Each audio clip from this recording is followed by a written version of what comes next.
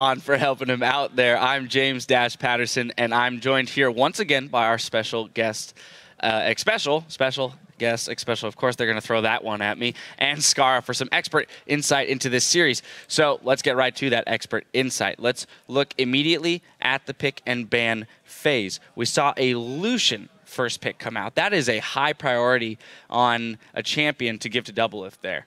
What do you think they were thinking in pulling that out? I think CLG falls into this really bad mindset, and the mindset is that we have one of the best ADs like in North America, and because of that, we should high priority our AD carry pick, because and the reason why that's wrong is that it should be that if your player is that good, he should feel comfortable playing any role, like whether or not he gets. Whatever AD carry he gets shouldn't matter in the lane. And so because of that, they gave away a Maokai for a Lucian pick. I feel like their draft was really messy.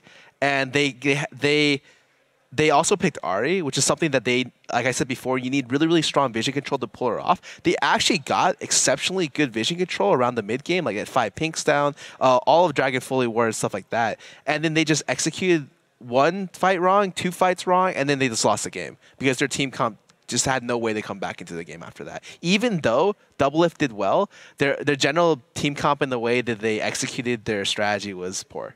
Xpecial, as a fellow bot laner, I do want to get your insight in on that as well. Scar mentioned he had a ton of farm. He was in the position in terms of items to carry, but it didn't happen. So at what point do you say, we've got to stop putting so much stock into this singular entity of our team and maybe look elsewhere?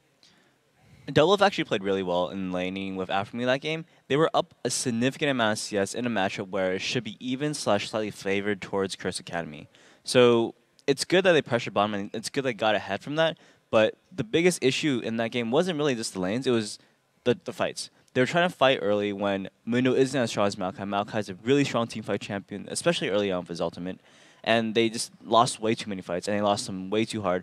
I do think that Link played fairly poorly in these fights, and that's huge for an Ahri because Orianna is someone who can turn around fights really easily. She has a lot of potential. You have a lot of spells. It's kind of hard to miss. They're pretty large AoE, but Ahri is very precise. You need to be able to line your skill shots and not get hooked, and be able to do a lot of damage. And Ori was doing way more than Ahri was in these fights, and it showed. They just won fights way too convincingly. This is now the 4th Ahri game in a row that we've seen be unsuccessful today. So that has to beg the question: is it time to bench that champion, move on to something else that is more team fight oriented? Because that's where we're seeing that pick, kind of falter. I just think, yeah, like they actually had a good team comp to get Ahri ahead. That they just faltered in being able to execute it correctly. Like they even got solid picks, controlled the entire dragon area, controlled both blue buffs, both the 2nd and the 3rd spawns. Like they had a really good idea of how to win the game. They just executed 2 consecutive team fights very poorly, and because of that, they weren't able to get ahead. Yeah, so this is completely different from the H2K games because H2K couldn't get the vision out. They were completely blind. They were walking into the enemy team, or they were just letting them walk in. But here, CLG had complete vision, but they were still letting Curse Academy walk in. They need to be able to, if they want to play Ahri, they need to be able to wait, be patient, and wait for them to walk in, pick people off, kill them one at a time, not overcommit, but at the same time, you want to be able to pressure them and have them be scared as they walk in. And that's like this essential to Ahri, and essential to any sort of pick comp. And with Elise and Ahri, you need to do that. That's very true. We can't take away from CLG the fact that they did have stellar vision control. Pretty early on in the game, they had 5 pink wards up to Curse Academy's singular pink ward. They were going much deeper with their vision. You said controlling their blue buff. They got a couple successful picks. So then we move into the team fight phase, where things started to fall apart. Is that more on a mechanical level, that these players just were not executing properly their role within the team fight, or is it a mismatch in communication and not calling the fights properly? I think it's probably communication. It's like a little bit of everything, because nothing's just like singular, but it seemed like conceptually, like mechanically, they weren't on the same page. Like, and that's probably a breakdown in communication as well. And because of that, they ended up losing the 2 big mid-game fights that Ahri needs to snowball her lead. I would like to look at Curse Academy now, because they obviously did do a lot of things right in order to get back into that game. They played the team fights correctly. So Xpecial, how much of that is a product of having those veterans like Saint Vicious and Bunny Fufu in the roles of shot caller who can kind of keep the team composed and looking forward to the later parts of the game? I don't know how CLG does their shot calling, but it was not clean that game. They were way too sloppy. They were focusing different targets. And Curse Academy, they were always cutting back.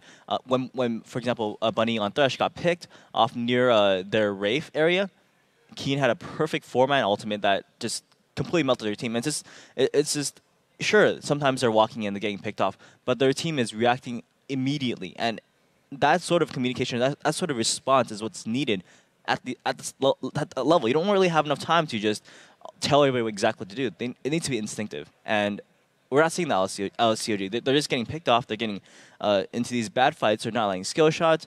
All these things are going wrong, and then it can't be like that if they want to win this game. We'll take a look at that Wraith Camp pick in a second. First, I want to pull up a different replay, though. 23 minutes into the game, near the Dragon Pit. It was kind of one of the one of the larger turning points there for Curse Academy. So, Scarra, I'll let you take this one away. Okay, so 2 big things happened in this fight that lost them this. And this was probably what I think is the game-deciding fight, outside of the Wraith Camp Free Baron.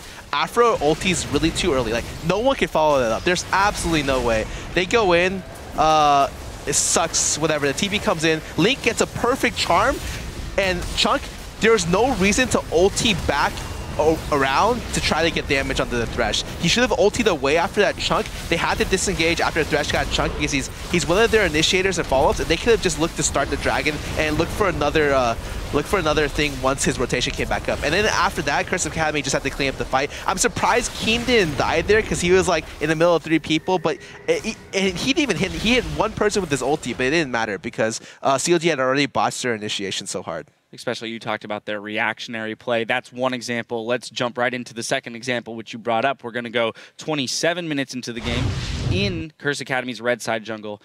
Take it away.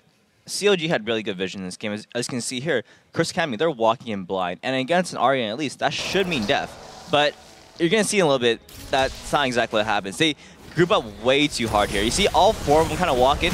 Keen's like, all right, I'm just going to ult here. I mean, it's really easy. 4 of them get popped to at least half, and it's easy cleanup. It's just Kha'Zix, Corki, they're all really pretty much full HP, and they just melt them. I mean, obviously Saint's low, but it didn't matter. He did all his damage, and it's a cleanup into Baron. And in this, for the Ahri team comp, it's pretty much game over. Yeah, it seemed like, especially in that fight, they tunneled a little bit too hard on getting that Thresh kill that they walked right into that Ori ball. And sometimes it's hard to keep track of that, the positioning of the ball in those large team fights. One final note, I want to go into the next game. We're looking at CLG because they did have that map control. They did make some smart decisions early. They were winning individual lanes, particularly the bot lane. So what are the adjustments they need to make to execute properly on those leads that they get? Xpecial?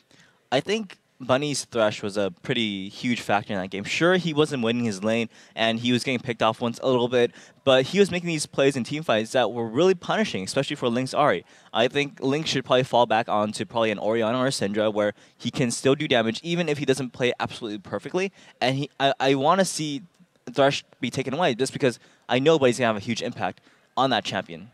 Scarra, thoughts? I definitely agree with that. I think the draft phase needs to improve dramatically. Just to reiterate what I said before, I think they need to drop AD carry priority in draft. I think that's actually messing up their draft completely. If they drop AD carry priority, like for instance, this next set, they're on purple side, they don't want to an AD carry in the 1-2. For purple, then they will have a much better chance of winning, or getting like a more balanced team comp.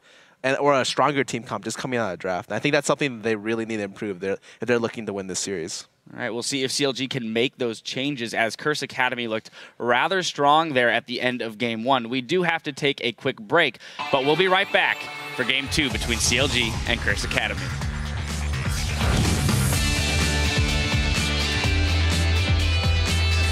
Damage. Saint wants to make something happen, but he's going to go down. Dexter picks up that kill. Link so low in pack. Impactful picks up that kill, and Seraph now exhausted. Twisted advance, he's locked down for days. Link from the backside, Bunny Fufu gets taken down so low, but Link's now focused. He's gonna fall. That's support for mid lane, and not necessarily what CLG wants. Yeah, Bunny Fufu gets caught there. We've got everything being blown, but look at the turnaround for Curse Academy.